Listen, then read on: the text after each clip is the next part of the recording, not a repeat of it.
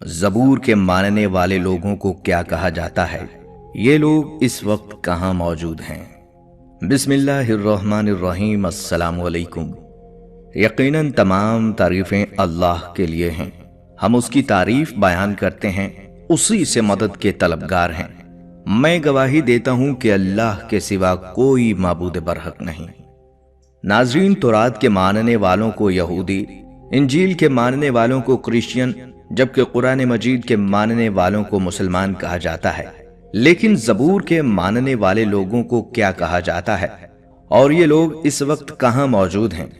ہم سب لوگ جانتے ہیں کہ اللہ تعالیٰ نے 4 آسمانی کتابیں مختلف اوقات کے اندر اپنے پیغمبروں پر نازل کی، جو کہ ترتیب کے لحاظ سے تورات، زبور، انجیل اور قرآن مجید ہیں۔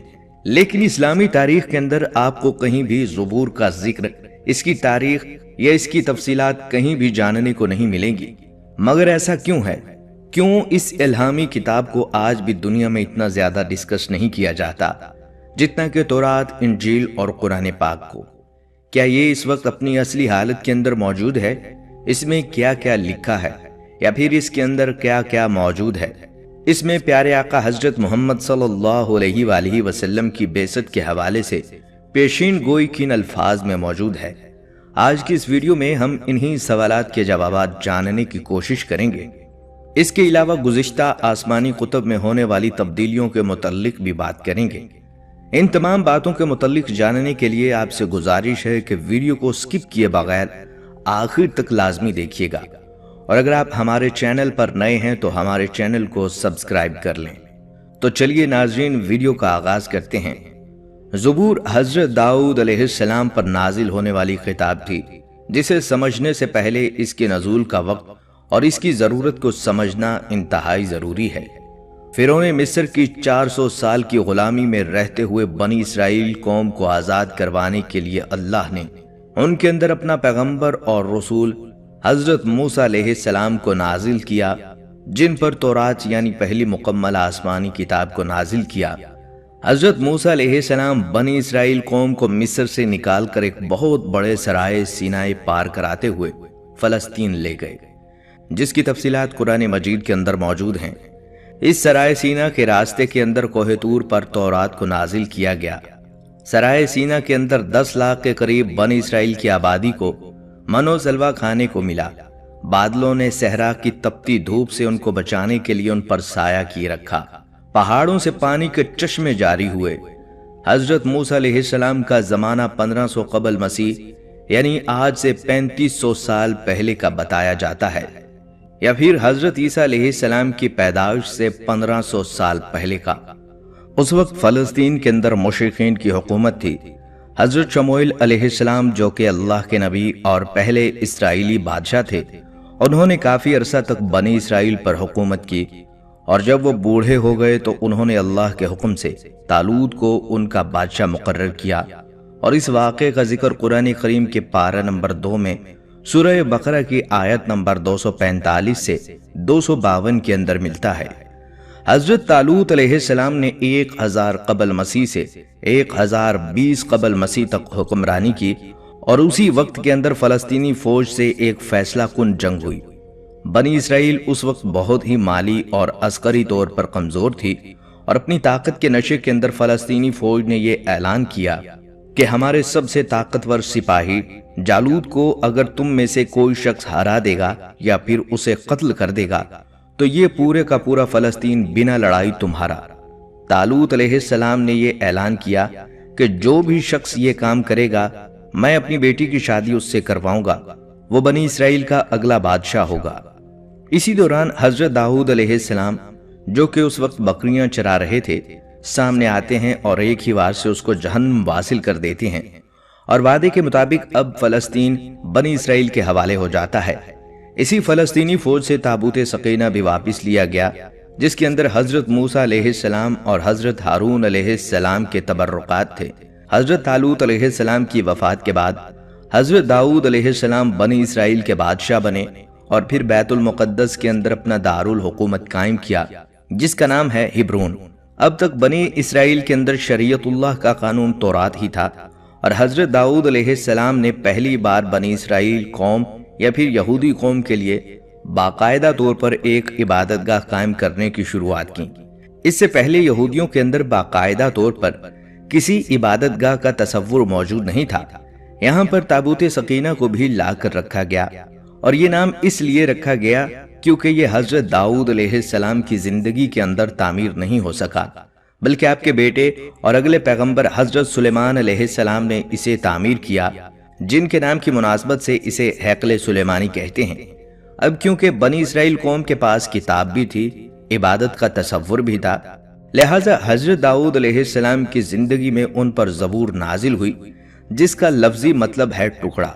اب یہاں پر سب سے اہم اور سمجھنے کی بات یہ ہے کہ زبور کوئی شریعت کی کتاب نہیں ہے، بلکہ اللہ کی تعریف اور حمد و ثنا سے بھری ہوئی کتاب ہے، کیونکہ اللہ نے حضرت داؤد علیہ السلام کو لوہے کو نرم کرنے کی طاقت اور انتہائی خوبصورت آواز عطا کرنے کے ساتھ ساتھ اللہ کی حمد و ثنا اتنے خوبصورت انداز کے اندر بیان کرنے کا معجزہ عطا کیا تھا، جو کہ آج تک کسی اور کو عطا نہیں کیا۔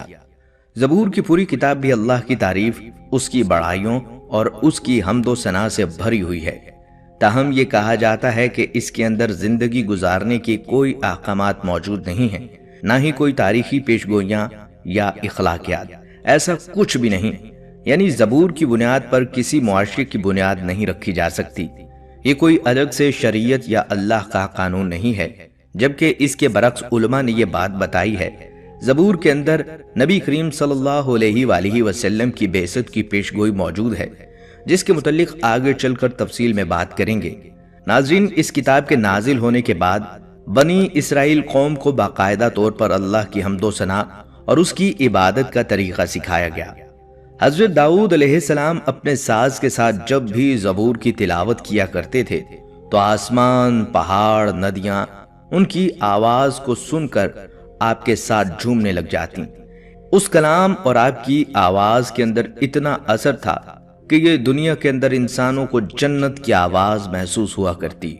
حضرت داؤد علیہ السلام کی وفات کے بعد یہ آواز تو باقی نہ رہی، مگر یہ کلام بنی اسرائیل قوم ہیکل سلیمانی کے اندر خدا کی بڑائی اور اس کی عبادت کو بیان کرنے کے لیے پہلے بھی پڑھا کرتی تھی اور آج بھی پڑھتی ہے، جو کہ ظاہر ہے ہزاروں سالوں سے ایک نسل سے دوسری نسل تک پاس ہوتے ہوئے اپنی اصلی حالت کے اندر آج نہ تو مکمل طور پر محفوظ ہے اور نہ ہی اس کے اندر مکمل طور پر وہ چیزیں موجود ہیں جو حضرت داؤد علیہ السلام پر اللہ تعالیٰ نے نازل فرمائی تھیں۔ یہ تمام آسمانی الفاظ، یعنی حضرت موسیٰ علیہ السلام پر نازل ہونے والی تورات سے پہلے کے صحیفے، خود تورات اور زبور کو عہد نامہ قدیم کے نام سے جانا جاتا ہے، جبکہ انجیل مقدس کے تمام نسخوں اور رسولوں کے اعمال، حواریوں کے خطوط اور مقاشہ جس کے اندر شامل ہیں، ان کو عہد نامہ جدید کہا جاتا ہے۔ زبور کی کچھ آیات کا ترجمہ میں آپ کو پڑھ کر سنا دیتا ہوں تاکہ آپ کو بہتر طور پر پوری کتاب کا مقصد سمجھ میں آ جائے۔ خداوند میرا مالک ہے، مجھے کسی چیز کی کمی نہیں ہوگی۔ وہ مجھے ہری بھری چراگاہوں کے اندر بٹھاتا ہے اور مجھے سکون کے چشموں کے پاس لے جاتا ہے۔ وہ میری جان کو زندہ رکھتا ہے، وہ مجھے اپنے نام کی خاطر سچ کی راہوں پر لے چلتا ہے۔ چاہے موت کی کسی وادی سے میرا گزر ہو تو بھی میں کسی بلا سے نہیں ڈروں گا، کیونکہ تو میرے ساتھ ہے۔ تیرے عصا اور تیری لاٹھی سے مجھے تسلی ملتی ہے۔ تو نے میرے دشمنوں کے مقابلے میں میرے سامنے دسترخوان بچھایا۔ تو نے میرے سر پر تیل ملا، ہمیشہ بھلائی اور رحمت میرے سر پر سوار رہے گی، اور میں ہمیشہ کے لیے خداوند کے گھر میں ہی رہوں گا۔ نزول کے اعتبار سے 4 مشہور آسمانی کتابوں میں زبور کا دوسرا نمبر ہے۔ قرآن مجید کے مطابق زبور داؤد علیہ السلام پر نازل ہوا، جبکہ مسیحی اور یہود اسے عام طور پر داؤد کا کلام یا ان کے نغمات سمجھتے ہیں۔ زبور کی کتاب 150 مزامیر پر مشتمل ہے۔ عبرانی روایات میں زبور کو 5 حصوں میں تقسیم کیا جاتا ہے۔ پہلا حصہ 41 مزامیر پر مشتمل ہے، دوسرا حصہ 31 مزامیر پر مشتمل ہے، تیسرا اور چوتھا حصہ 17 مزامیر اور پانچواں حصہ 44 مزامیر پر مشتمل ہے۔ مزامیر 120 تا 134 اناشید سعود کہلاتے ہیں۔ کہا جاتا ہے کہ یہ مزامیر تب پڑھے جاتے ہیں جب زائرین ہیکل سلیمانی کی طرف بڑھا کرتے تھے۔ مزمور 119 طویل ترین مزمور ہے جو 176 آیات اور 8 حصوں پر مشتمل ہے۔ ہر حصے میں 22 آیات ہیں۔ ہر حصہ عبرانی حروف تہجی کے بالترتیب حروف سے شروع ہوتا ہے۔ مزمور 117 جو 2 آیات پر مشتمل ہے سب سے چھوٹا مزمور ہے۔ مفسرین اور ماہرین مزامیر کو کئی اقسام میں بانٹتے ہیں، جن میں حمدیہ، مرثیائی، شکر گزاری اور حکمت کے مزامیر شامل ہیں۔ ناظرین، پوری زبور اسی طرح سے اللہ کی حمد و ثنا پر مشتمل ہے۔ اسی لیے زبور کو شریعت کے طور پر باندھنے والا کوئی بھی شخص دنیا کے اندر موجود نہیں، اور نہ ہی اس کا ذکر ایسی آسمانی کتاب کے طور پر ملتا ہے جو کہ کسی ایک فرقے کا قانون ہو، کیونکہ اللہ کی تعریف اور اس کی حمد و ثنا تو دنیا کا ہر ایک مذہب اور اس کا ہر ایک فرقہ کرتا ہے۔ یہ سب کی عام زبان ہے جس پر کسی کو کوئی اعتراض نہیں۔ حضرت داؤد علیہ السلام اور حضرت سلیمان علیہ السلام کے بعد بنی اسرائیل قوم جادو، ٹونے، سود خوری، ظلم اور تورات کی آیات کو پیسے اور فائدے کے بدلے میں جب بدلنے لگے تو ان کی اصلاح کے لیے انہی میں سے ایک آخری پیغمبر حضرت عیسیٰ علیہ السلام کو بھیجا گیا، جن کی شریعت بھی تورات ہی تھی، اور ان پر جو کتاب انجیل مقدس نازل ہوئی اس کا موضوع تو تزکیہ نفس، اخلاق کی اصلاح اور حکمت کا بیان ہے، کیونکہ یہود کے علماء کے اندر اس وقت جو بگاڑ موجود تھا وہ اخلاقی طور پر تھا، اس لیے تورات کی باقی تمام شریعت کو بالکل ویسے ہی رکھا گیا، لیکن انجیل کی صورت میں کچھ احکام الہی شامل کر کے ان کی اصلاح کی کوشش کی گئی، لیکن ان لوگوں نے عیسیٰ علیہ السلام کو بھی جھوٹا کہہ کر ان کا بھی انکار کر دیا۔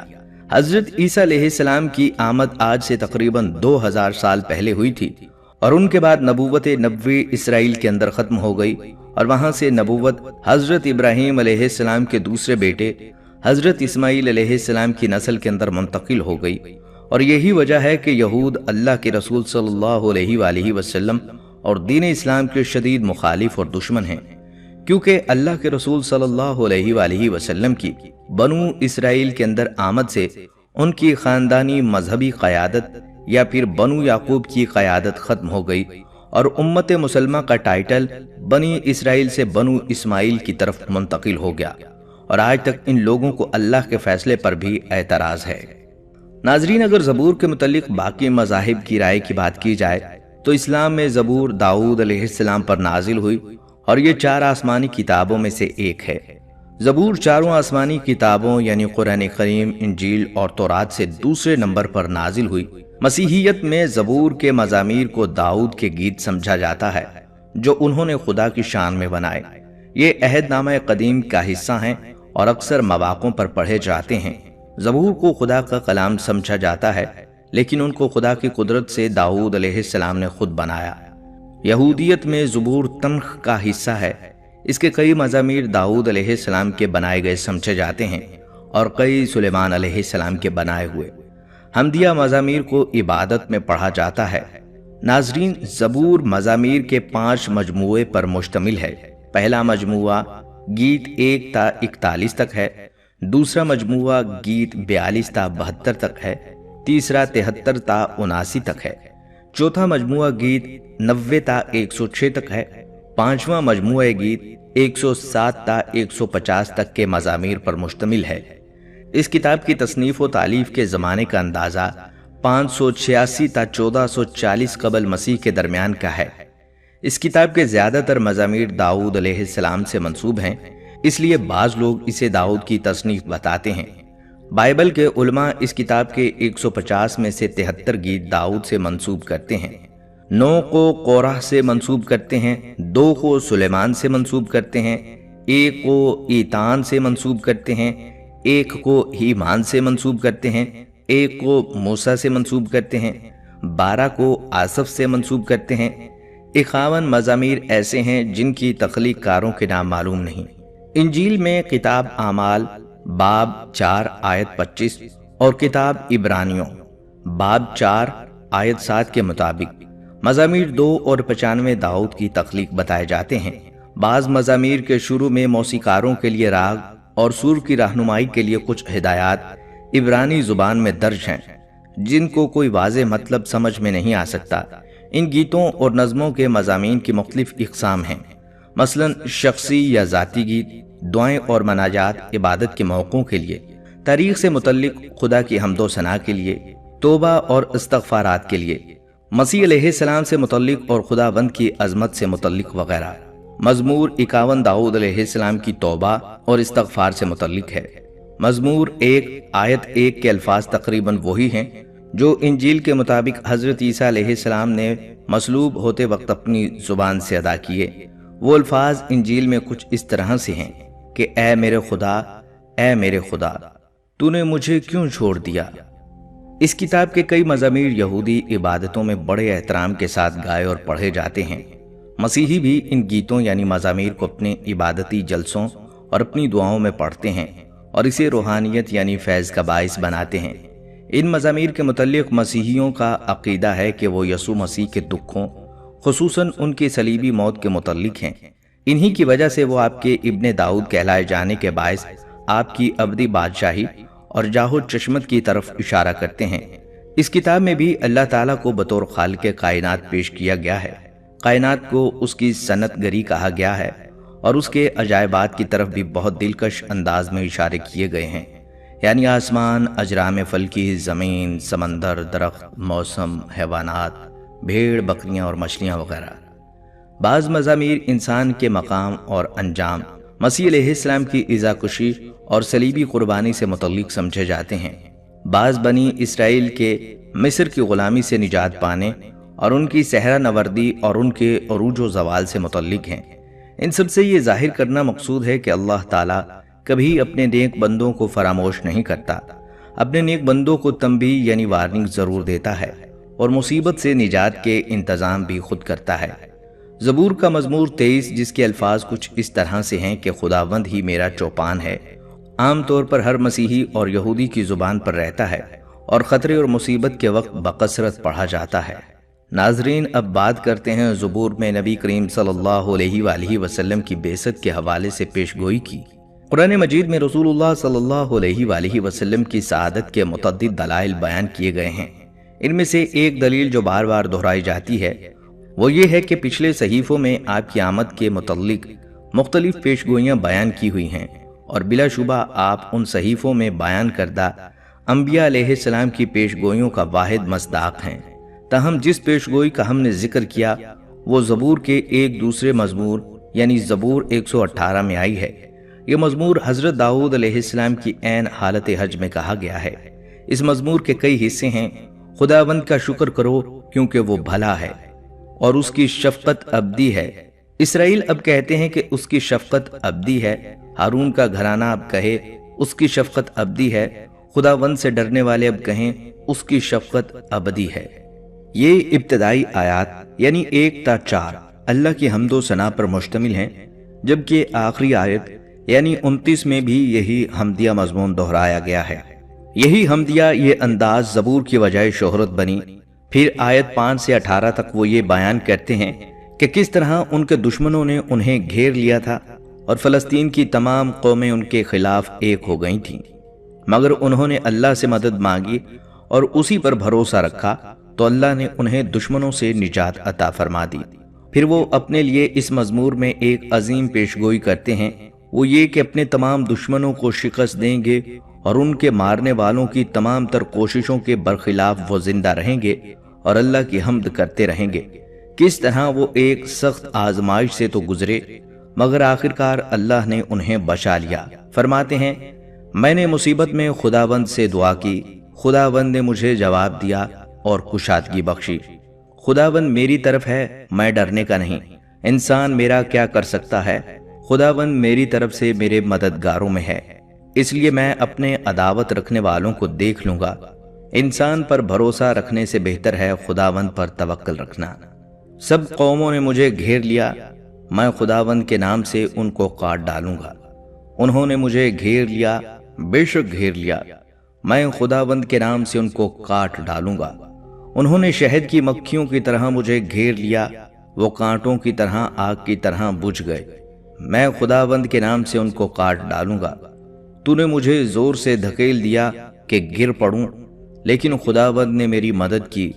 خداوند میری قوت اور میرا گید ہے، وہی میری نجات ہوا۔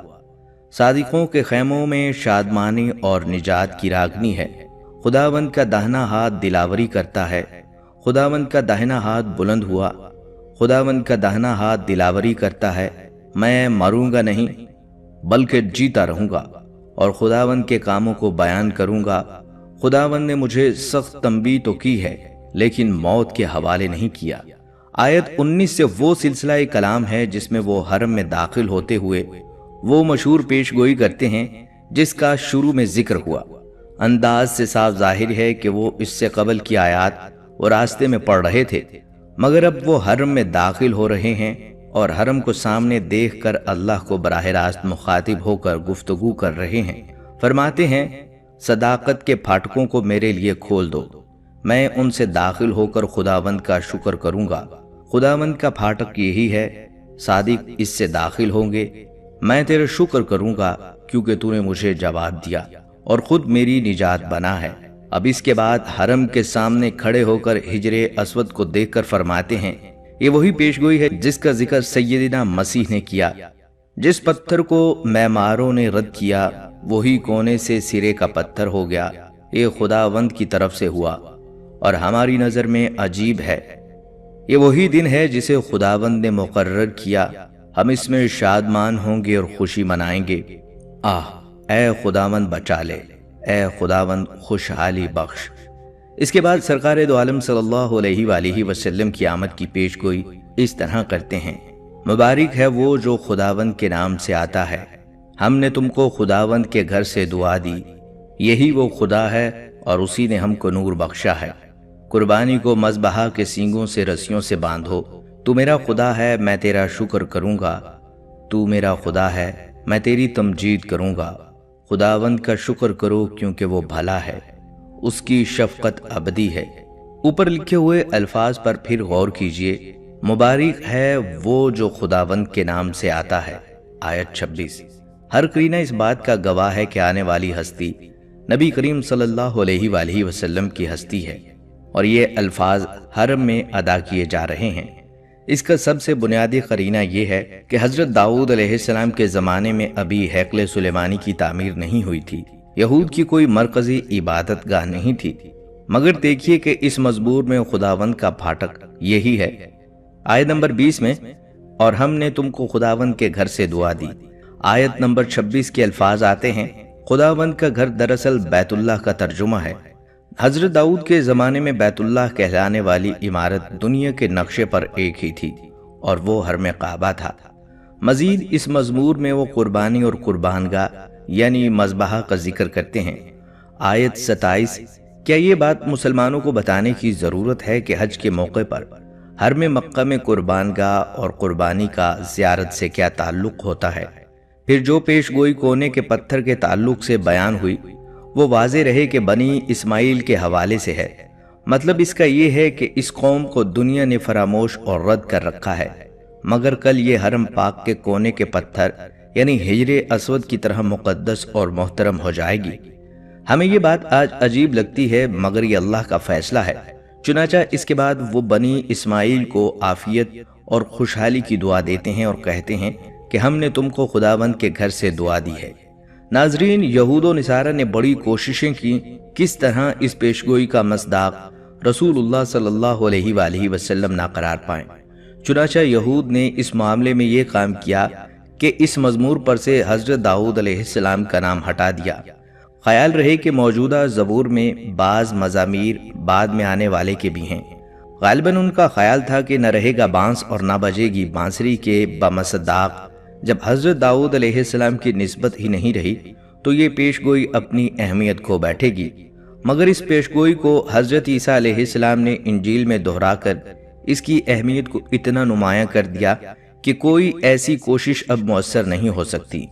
ایک دوسری بات یہ کی جاتی ہے کہ یہ حضرت داؤد علیہ السلام کا کلام اس لیے نہیں ہو سکتا کہ اس میں بیت اللہ یا خداوند کے گھر اور قربانی اور قربان گاہ کا ذکر آیا ہے، جیسا کہ پیچھے بیان ہوا کہ ہیکل سلیمانی تو حضرت داؤد علیہ السلام کے بعد حضرت سلیمان علیہ السلام نے بنوایا تھا۔ چنانچہ ان لوگوں کے نزدیک یہ بات بالکل واضح ہے کہ خداوند کے گھر جیسے کسی الفاظ کا کوئی مسمى حضرت داؤد علیہ السلام کے زمانے میں موجود ہی نہیں تھا۔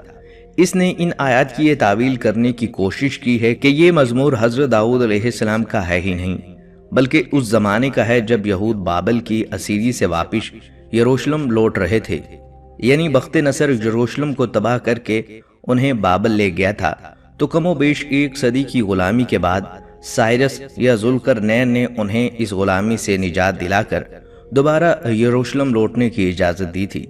ایسے میں کسی نامعلوم شخص نے یروشلم میں داخل ہوتے وقت ہیکل سلیمانی کو دیکھ کر یہ مزمور پڑھا تھا، تاہم اس مزمور کا ابتدائی حصہ اس تعویل کی مکمل طور پر نفی کرتا ہے۔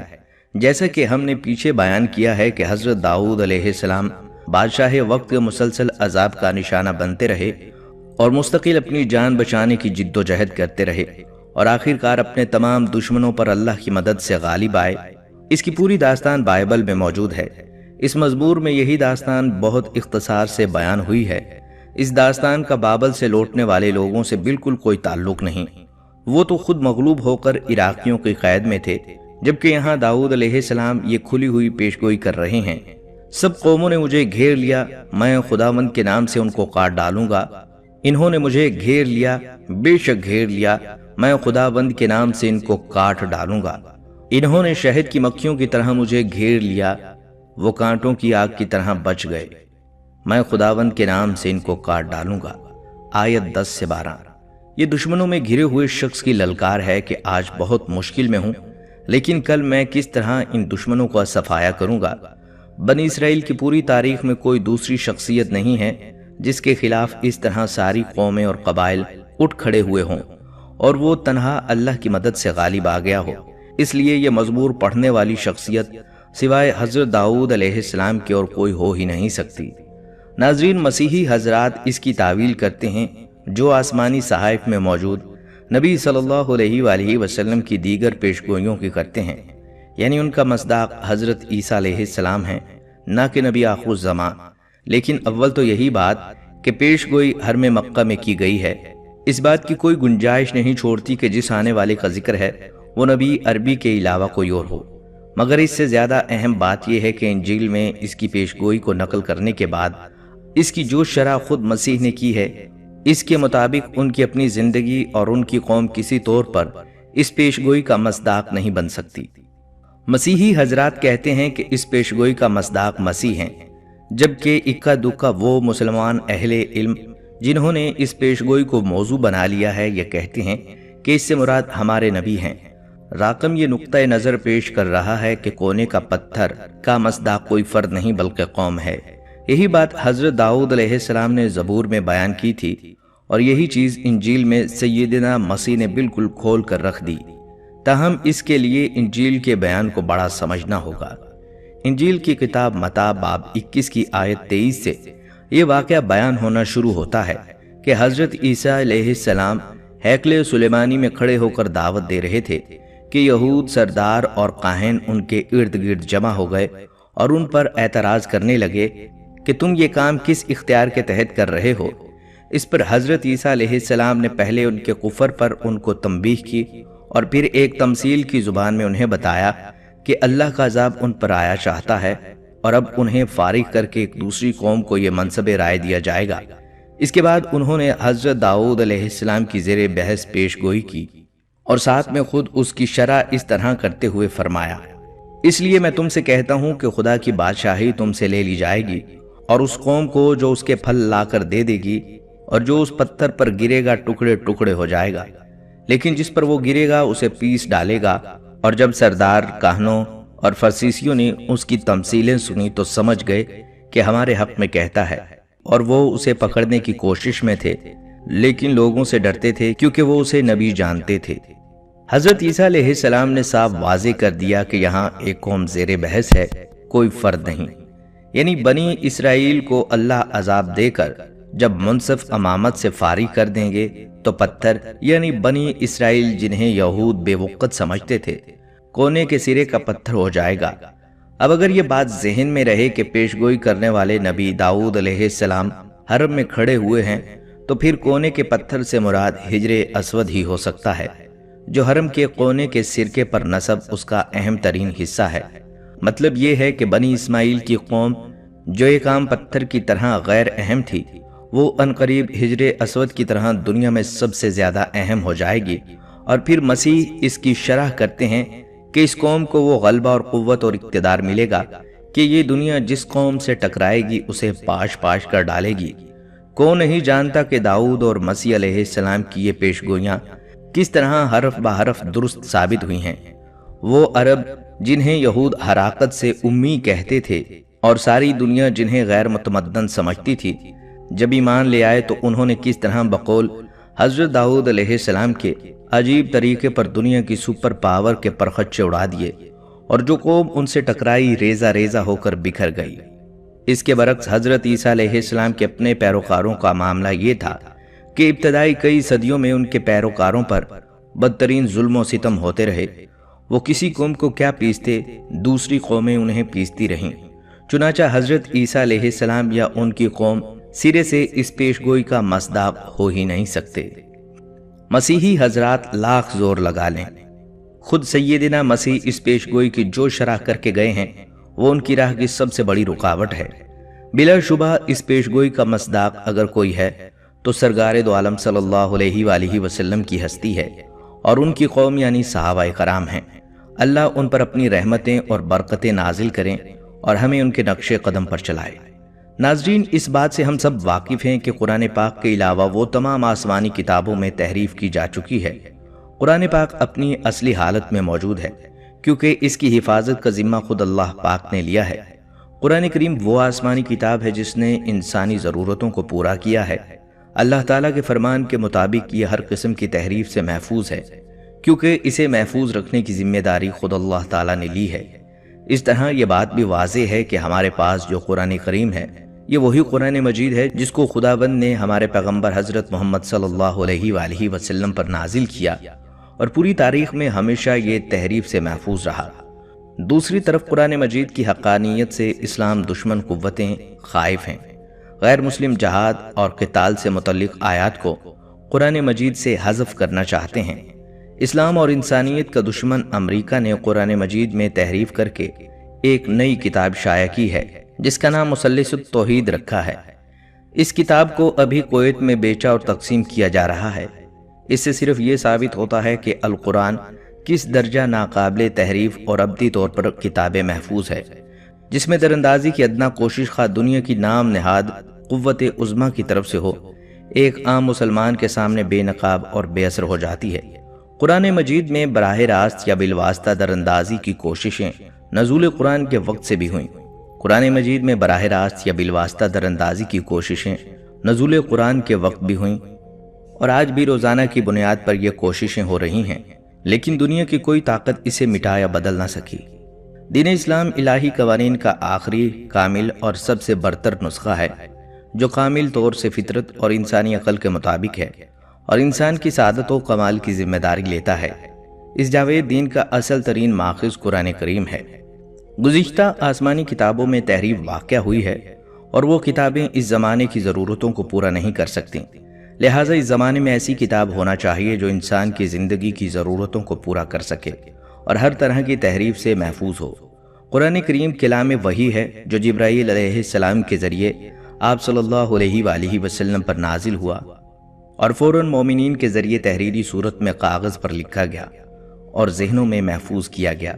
اسی طرح نماز کے وقت خصوصاً ماہ رمضان میں تلاوت کے ذریعے اس کو محفوظ کیا گیا۔ عیسائیوں کی وحی صرف متعدد شہادتوں پر مبنی ہے، کیونکہ اس چیز کے برخلاف جس کا بہت سے عیسائی تصور کرتے ہیں، ہمارے پاس کوئی بھی ایک ایسی شہادت موجود نہیں ہے جو حضرت عیسیٰ علیہ السلام کی زندگی میں عینی شاہد کے طور پر موجود ہو۔ افسوس، جبکہ بعض مسلمان قرآن مجید کو تحریف شدہ فکر کرتے ہیں اور ان کا عقیدہ ہے کہ اس مقدس کتاب کے بعض حصہ تحریف یا حذف ہو گئے ہیں۔ بحیثیت مسلمان ہمیں اپنے اللہ کے فرمان پر مکمل یقین ہے، اور قرآن کو امریکہ یا کسی اور کی طرف سے کبھی نہ خطرہ تھا اور نہ کبھی ہو سکتا ہے۔ قرآن کو اگر کوئی خطرہ تھا، ہے یا ہو سکتا ہے تو وہ صرف اس کے مخاطبین اور حاملین کی طرف سے ہے، جس کی شکایت خود پیغمبر قرآن صلی اللہ علیہ وآلہ وسلم نے اپنے رب کے حضور یوں کی: اے پروردگار، میری قوم نے اس قرآن کو ایک چھوڑی ہوئی چیز بنا دیا۔ سورہ فرقان۔ قرآن حکیم اللہ کا مقدس کلام ہے اور اس میں آج تک کسی قسم کا کوئی تغیر اور تبدل نہ ہوا، اور نہ ہی اس میں تبدیلی کی کوئی گنجائش ہے۔ قرآن پاک اللہ تعالیٰ نے فرشتہ جبرائیل علیہ السلام کے ذریعے اپنے آخری نبی حضرت محمد صلی اللہ علیہ وآلہ وسلم پر نازل کیا۔ حضرت محمد صلی اللہ علیہ وآلہ وسلم اسے یاد کر لیتے اور صحابہ اکرام کو بھی یاد کرواتے اور پھر اپنے صحابہ کو لکھوا دیتے۔ صحابہ اکرام رضی اللہ تعالیٰ عنہ اسے یاد کر لیتے، تحریر کر لیتے اور نبی پاک صلی اللہ علیہ وآلہ وسلم کے ساتھ دہرایا کرتے تھے۔ جب قرآن پاک کا نزول ہوا اس وقت سے اب تک ہمیشہ مسلمانوں کی ایک بڑی تعداد رہی ہے جنہوں نے پورا قرآن مجید لفظ بالفظ حفظ کیا۔ اس میں سے تو بعض نے 10 برس کی عمر سے پہلے سارا قرآن حفظ کر لیا تھا، اور یہ قرآن مجید کا معجزہ ہے کہ اس دوران میں اس کا ایک لفظ بھی تبدیل نہیں ہوا۔ حفظ و حفاظت کی یہ خوبی صرف قرآن مجید کے ساتھ خاص ہے، اور دنیا کی کوئی اور کتاب اس خصوصیت کی حامل نہیں۔ قرآن مجید جو 14 صدیاں پہلے نازل کیا گیا تھا، اس میں ایسے حقائق بیان کیے گئے ہیں جو حال ہی میں سائنسدانوں نے دریافت کیے ہیں یا انہیں تجرباتی طور پر ثابت کیا گیا ہے۔ ان حقائق کے پیش نظر اس میں کوئی شک و شبہ نہیں رہتا کہ قرآن مجید اللہ کا کلام ہے جو اللہ تعالیٰ نے حضرت محمد صلی اللہ علیہ وآلہ وسلم پر نازل کیا، اور یہ کہ قرآن مجید کو کسی نبی یا کسی اور انسان نے تصنیف نہیں کیا۔ ناظرین، یہ تھی ہماری آج کی ویڈیو۔ ہم امید کرتے ہیں کہ آپ کو ہماری آج کی ویڈیو پسند آئی ہوگی۔ اگر آپ کو ہماری آج کی یہ ویڈیو پسند آئی ہے تو آپ سے گزارش کرتے ہیں کہ آپ ہمارے چینل کو ضرور سبسکرائب کر لیں اور ساتھ ہی لگے بیل کے بٹن کو بھی پریس کر لیں تاکہ آپ کے پاس ہماری آنے والی مزید معلوماتی ویڈیوز کا نوٹیفیکیشن بر وقت ملتا رہے۔ سبسکرائب کے ساتھ ساتھ ہماری ویڈیو کو لائک بھی کریں اور اپنی قیمتی رائے کا اظہار کمنٹس میں ضرور کریں۔ اللہ آپ کو حفظ و امان میں رکھے، آمین۔